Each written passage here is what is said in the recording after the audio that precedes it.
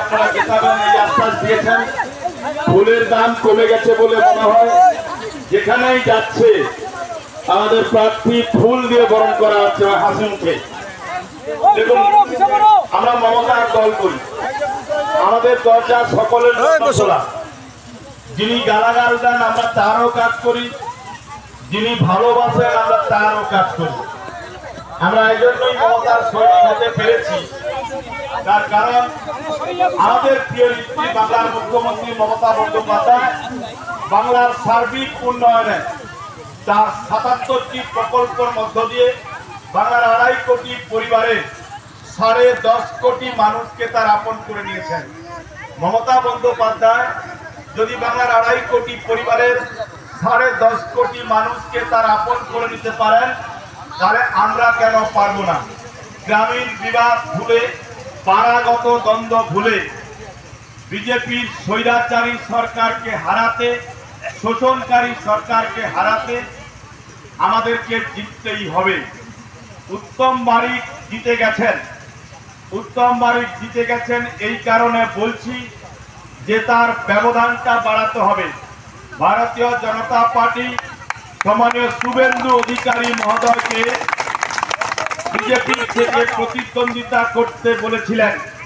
শুভেন্দু অধিকারী এই জন্য নিজে প্রতিদ্বন্দ্বিতা করেননি, তার কাছে রিপোর্ট আছে কাঁথিতে তৃণমূল কংগ্রেস জিতবে জিতবে জিতবে, উত্তম বারিক জিতবে। হারার ভয়ে হেরে যাবেন এই ভয়ে তার ছোট ভাইটিকে বলির বকরা করার জন্য এগিয়ে দিয়েছে। ছোট ভাই পেনশন পাবে না, তার কারণ এমপি হতে সে পারবে না। আমরা আপনাদেরকে বলি, উত্তম বাবুর মুখ থেকে শুনবেন, আর বেশি সময় বাকি নেই। এই গ্রাম পঞ্চায়েতে আমরা ক্ষমতায় নেই, কিন্তু আমরা ক্ষমতার অপব্যবহার করিনি। তৃণমূল কংগ্রেস গেছে আমাদের কাছে, আমরা উপকার করেছি। বিজেপি গেছে আমাদের কাছে, আমরা তাদের উপকার করেছি। সিপিআই গেছে এই গ্রাম পঞ্চায়েত থেকে, আমরা তাদের উপকার করেছি। সিপিএম গেছে, আমরা তাদের উপকার করেছি। কংগ্রেস গেছে, আমরা তাদের উপকার করেছি। আমরা উপকার করেছি এই জন্য যে তার অধিকার তাকে আমাকে দিতে হবে। ক্ষমতায় আমাদেরকে আসতে দেননি, এটা যেরকম ঠিক, তারা আমাদেরকে ভালোবাসেনি, কিন্তু আমরা পালপাড়ার সমস্ত মানুষকে ভালোবেসেছি। তাই উত্তম বারিক মহোদয় তার ক্ষমতা অনুযায়ী দিদির কাছ থেকে ছিনিয়ে এনে এই গ্রাম পঞ্চায়েত এলাকায় তকরিবান 2 কোটি টাকার প্রায় ডেভেলপমেন্ট রাস্তার কাজ চলছে। আবারও বলছি, আমরা মানুষকে ভালোবাসি, আমরা প্রতিহিংসা পরায়ণ নন। যে বা যারা অন্য দল করেন তাদের প্রতি আমাদের কোনো রাগও নেই, অভিমানও নেই, ঘৃণাও নেই। আমরা মানুষ হিসেবে বেঁচে থাকতে চাই, আমরা পটাশপুর শান্তিতে থাকতে চাই। 21-এর বিধানসভা নির্বাচনের পরে আমরা অশান্তি করতে দিইনি, 23-এর গ্রাম পঞ্চায়েত নির্বাচনের পরে আমরা অশান্তি করতে দিইনি। পটাশপুরের মানুষ নিজেরা মারামারি করে রক্তাক্ত হবে না। পটাশপুরের মানুষ ভাইচারার মধ্য দিয়ে বেঁচে থাকবে। আমাদের পূর্বজরা হিন্দু মুসলমান শিখ ইসাই একসঙ্গে ছিলেন, আজও আমরা একসঙ্গে আছি, আগামী দিনেও আমরা একসঙ্গে থাকব। সর্বশেষ বলি, মমতার প্রার্থী, জনতার প্রার্থী, অভিষেক বন্দ্যোপাধ্যায়ের প্রার্থী, আপনাদের প্রার্থী উত্তম বারিক মহোদয়কে আগামী 25শে মে ঘাসের ওপর জোড়া ফুল চিহ্নে ভোট দিয়ে বিপুল ভাবে জয়ী করবেন, এই আশা রেখে আমার কথা শেষ করলাম। সকলকে নমস্কার। জয় বাংলা, জয় বাংলা। আমাদের সকলের প্রিয় নেতা উত্তম বারিক মহোদয়কে কিছু কথা বলার জন্য অনুরোধ জানাচ্ছি। আমাদের পীযূষ বাবু, বিনয় বাবু, দেবুদা, আনন্দদা, জিয়াউল সাহেব থেকে শুরু করে নেতৃত্বরা আছেন। সর্বোপরি আপনারা বাড়ির শত কাজ ফেলে আজকে সমবেত হয়েছেন সর্বভারতীয় তৃণমূল কংগ্রেসের নির্বাচনী প্রচার সভায়। আর বাধা মাইকের শব্দ যতদূর পর্যন্ত বিস্তৃত, অবস্থিত এলাকার সর্বস্তরের মানুষ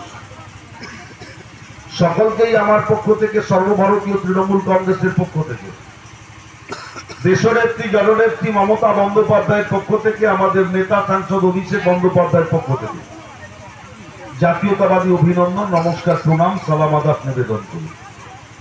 একটি নির্বাচনী সভার আহ্বান করেছেন নেতৃত্বরা।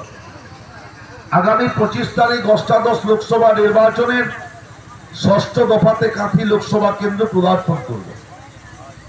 এই কাঁথি লোকসভা কেন্দ্রের গণতন্ত্র প্রিয় মানুষজন ভোটাধিকার প্রয়োগ করবেন, গণতান্ত্রিক অধিকার প্রয়োগ করবেন। আর তার জন্য আমি প্রার্থী হিসাবে সকলের আশীর্বাদ সহযোগিতা প্রার্থনা করি।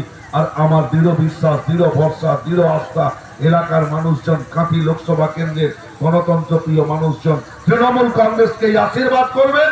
আর 4 তারিখ তৃণমূল কংগ্রেস বিজয় পতাকা এলাকার সর্বস্তরের মানুষের কাছে পৌঁছে দেবে। আমাদের নেত্রী মমতা বন্দ্যোপাধ্যায় 365 দিনের 365 দিন আপনাদের পাশে থাকে।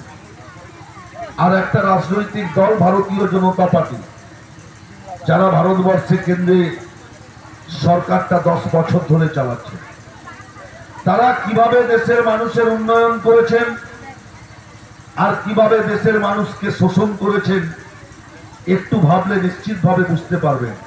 প্রতিশ্রুতি দিয়েছিলেন 15 লক্ষ টাকা দেবেন, কারোর অ্যাকাউন্টে পৌঁছেছে? তাহলে ধাপ্পা জুমলা ধোকার নাম ভারতীয় জনতা পার্টি। ধাপ্পা জুমলা ধোকা ভারতীয় জনতা পার্টি। প্রতিশ্রুতি যাবেন, একটিও প্রতিশ্রুতি পূরণ করতে পারেননি। মমতা বন্দ্যোপাধ্যায় কথা দিয়েছিলেন 500-র জায়গায় 1000, 1000-এর জায়গায় 1200 পেয়েছেন। উন্নয়নের নাম মমতা বন্দ্যোপাধ্যায়। মমতা বন্দ্যোপাধ্যায় যা কথা দেন 100% কাজ সুনিশ্চিত করেন।